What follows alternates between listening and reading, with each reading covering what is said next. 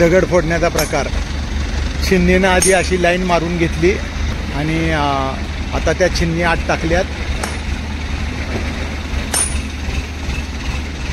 ते मारलं आत जेवढं जाईल तेवढं ते फुटतंय. मग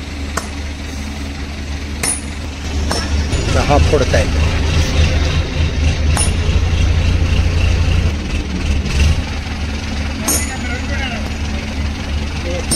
हा बघा फुटला.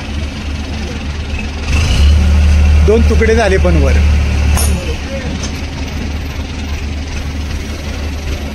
हा दगड फुटला. छिन्न्या निघाल्यात.